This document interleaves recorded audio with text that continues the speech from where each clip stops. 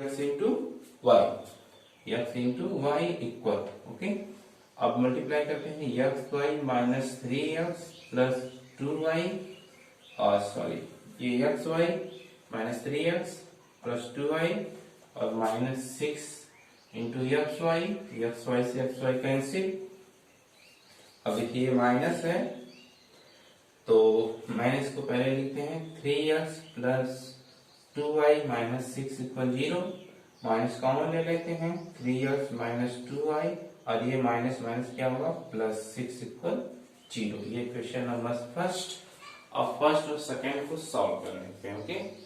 अब देखिए समीकरण नंबर फर्स्ट और सेकंड को हल करने पर, ओके, हल करेंगे। ये क्वेश्चन नंबर फर्स्ट है 3x माइनस वाई इक्वल 3।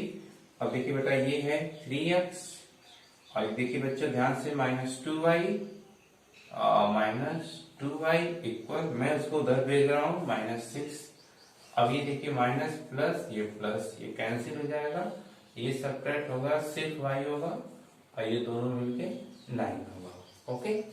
अब देखिए y का मान समीकरण नंबर 1 में रखने पर, अब वैल्यू रखते हैं। अब देखिए 3x y की वैल्यू यहाँ पर रखते हैं 9 और इक्वल ये है 3 और ये उधर जाएगा तो 3x इक्वल 12, x इक्वल 4।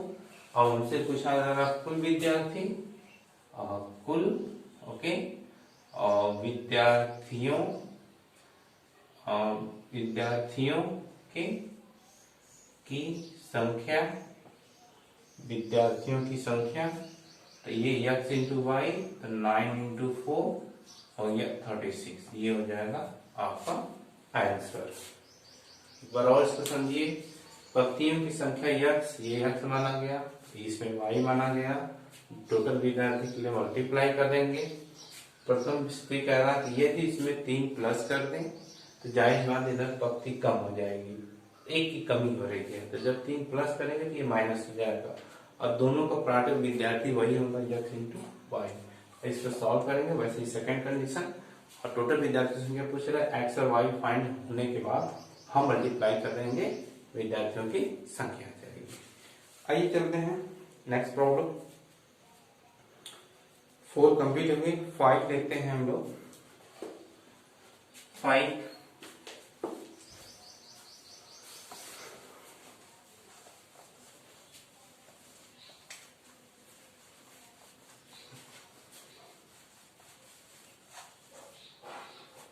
5 लेते हैं। 5 में ट्रायंगल एबीसी में angle C equal 3 angle B equal 2 angle A plus angle B, त्रिभुज के तीनों कोण ज्ञात कीजिए। अब देखिए angle C equal 3 angle B equal 2 bracket में angle A plus angle B, ये गिवन है, ओके। हमें सॉल्यूशन भी सॉल्व करना है, सॉल्यूशन देखते हैं आगे। अब देखिए ध्यान से, ये सॉल्यूशन ऊपर लिखते हैं क्योंकि ये इसका यूज है सॉल्यूशन, और ये गिवन दिया है, ओके। ये आपका क्या है, दिया गया है। अब देखिए इनको एंगल दिया है तो इसका मतलब कि हमको angle A plus angle B plus angle C equal 180 होता है। हमें ध्यान दीजिए कि यहाँ पे कैसे सॉल्व होगा। ये तीनों कंबाइंड रिलेशन दिया है ए बी सी का, हमें या तो सी में बदलिए, या तो ए में बदलिए, या तो बी में बदलिए। तो मैं यहाँ पे सी का टारगेट रख रहा हूँ क्योंकि सी दिख रहा है मुझे आसानी से, तो मैं यदि सी का रखूंगा तो इसको सी चाहिए, इन दोनों को हमको सी में बदलना है, तो बी को भी हम आसानी से बदल सकते हैं यहाँ से। अब देखिए इसको हम कैसे लिखेंगे, ओके। अब हो जाएगा आपका, कैसे बदलेगा, angle C equal 3 angle B, B का हमको सी के टर्म लेना है, जाहिर सी बात है एंगल बी इक्वल ये 3 से डिवाइड होगा, तो एंगल 3/3 ये हो गया। एंगल बी की वैल्यू भी निकल गई। अब यहाँ पे c/3 रहेगी, सी है ये, ए को हमको सी के फॉर्म में बदलना है, तो इसके लिए हम क्या अप्लाई करेंगे, ओके, और फर्स्ट और लास्ट अप्लाई करते हैं, हो जाना चाहिए। ओके, b की वैल्यू c/2 रख देंगे। आप देखिए और देखो और चलते हैं, एंगल c इक्वल इसका इसमें मल्टीप्लाई के साथ ये हम दोनों ले रहे हैं। ओके, आइए चलिए लिख देते हैं, एंगल b और angle c equal 2 angle a और प्लस 2 एंगल b। हमें एंगल a लेना है तो 2 एंगल a ले लेंगे ये वाला, और ये इधर माइनस हो जाएगा, angle c minus 2 angle b।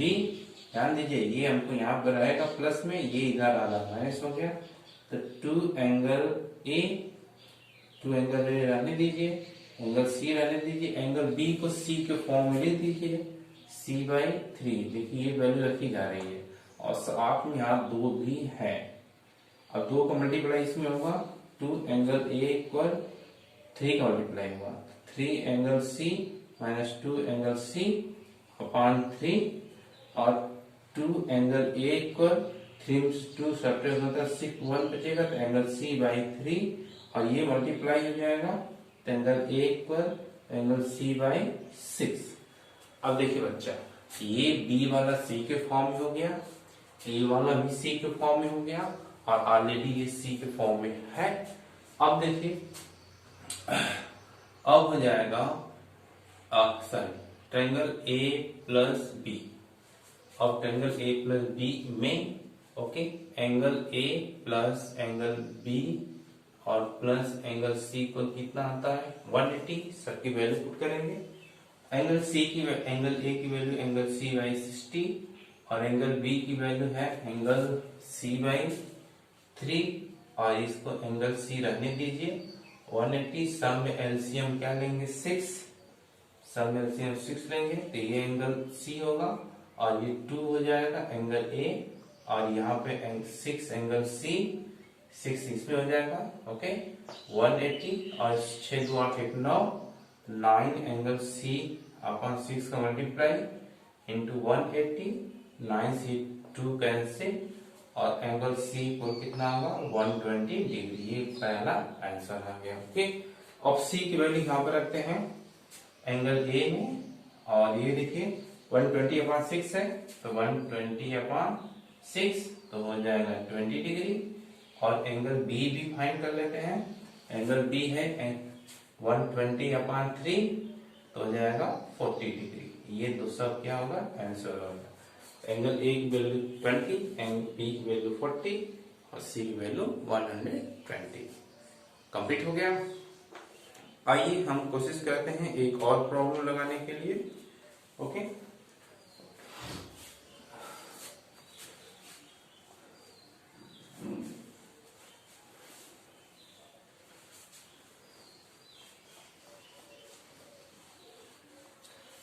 एक और प्रॉब्लम हम देखते हैं।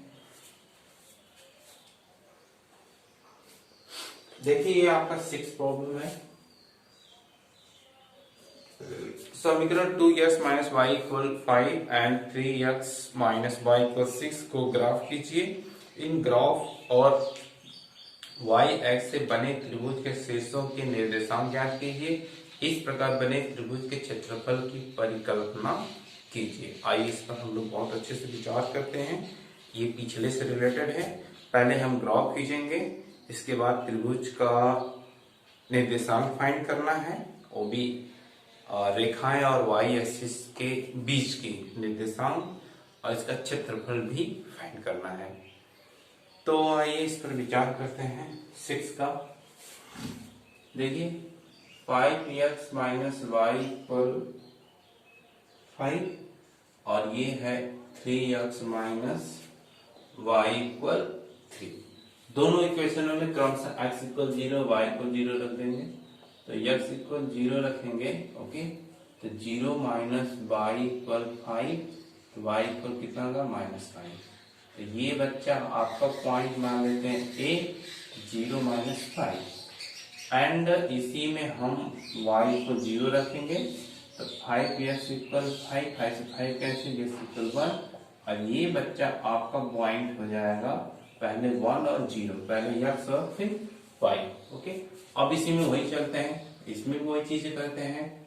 यस इक्वल 0, तो ये y इक्वल कितना होगा -3, तो ये आपका पॉइंट हो जाएगा, इसको सी पॉइंट मानते हैं, 0 -3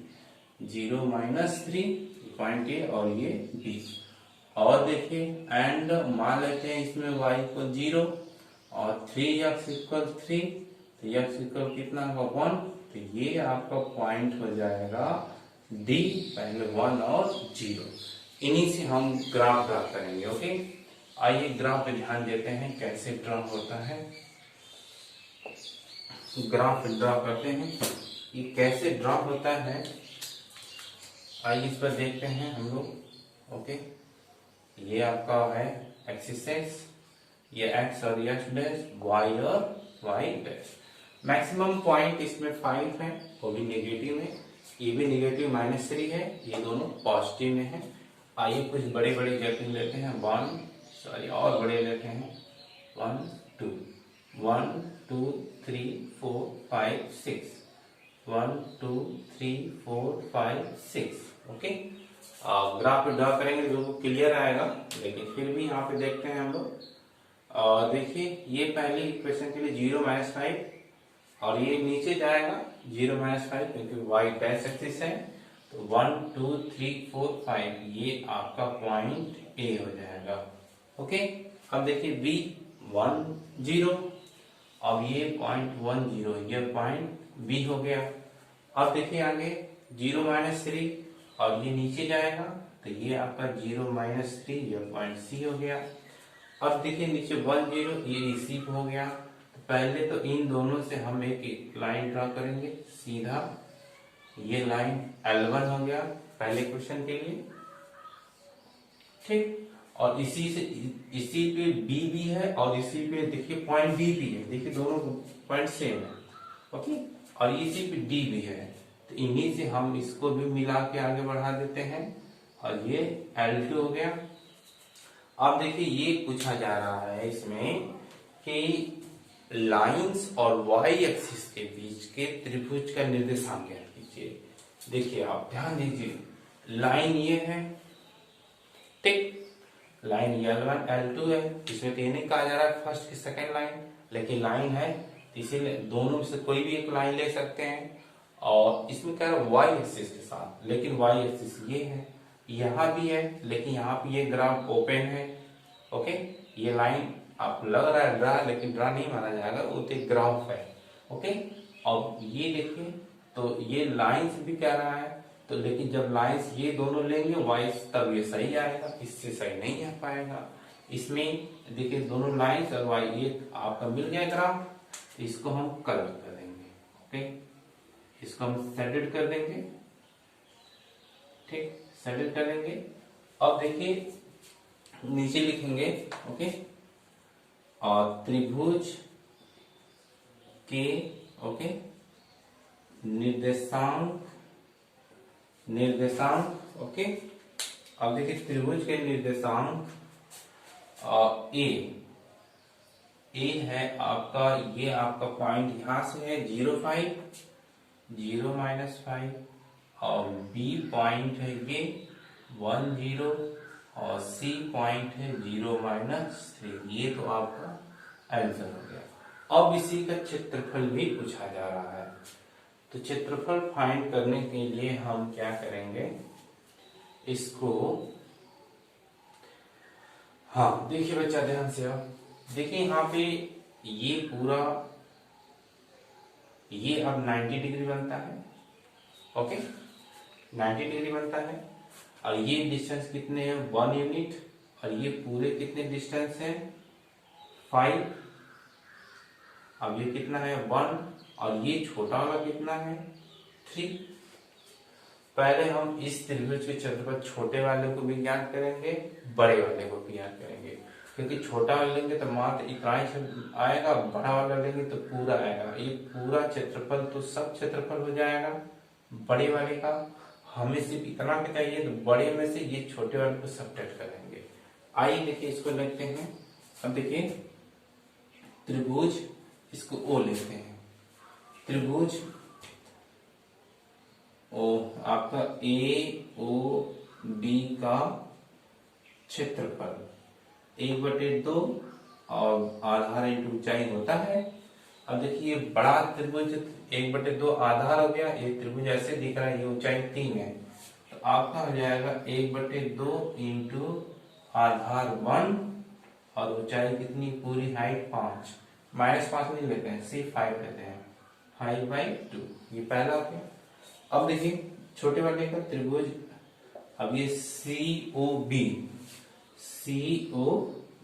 का क्षेत्रफल 1/2 बेस इंटू हाइट, तो 1/2 बेस इसका वही है और हाइट देखिए बेस वही, हाइट कितना है 3, तो 3/2। अब हमको सिर्फ चाहिए क्षेत्रफल ACB।